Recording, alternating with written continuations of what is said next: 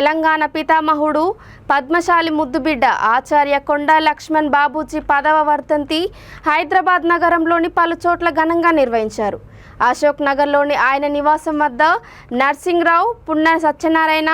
Airtel రాజు ఆధ్వర్యంలో నివాళులు అర్పించారు.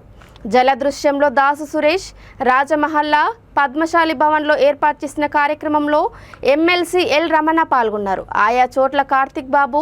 బోనం ఉర్మిళ, ఏలే అనిల్, ఏలే వినయ్, కార్పొరేటర్ ఏలే పావని, కర్నాటి శ్రీనివాస్, రోషం బాలు, అవ్వారి భాస్కర్, కల్లెపల్లి రాజు నేత, బింగి నవీన్,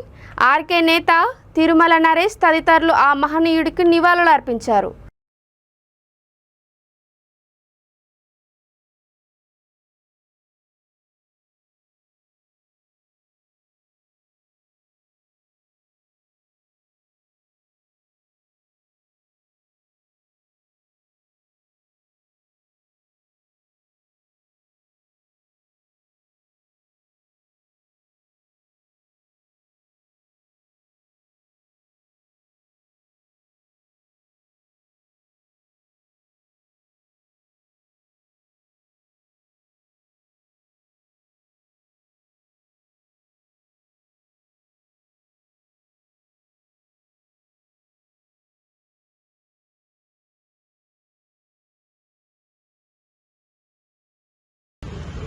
ఆచార్య కొండలక్ష్మణ్ బాపూజీ 10వ వర్ధంతి కార్యక్రమం నిర్వహిస్తున్నటువంటి సోదరులు దాసు సురేష్ గారు, పాల్గొన్నటువంటి సహచర మిత్రులందరూ, ఒక చేనేత కుటుంబం, పేద కుటుంబం, మారుమూల ప్రాంతంలో పుట్టినటువంటి కొండలక్ష్మణ్ బాపూజీ గారు స్వతహాగా తనకు తనుగా ఎదిగి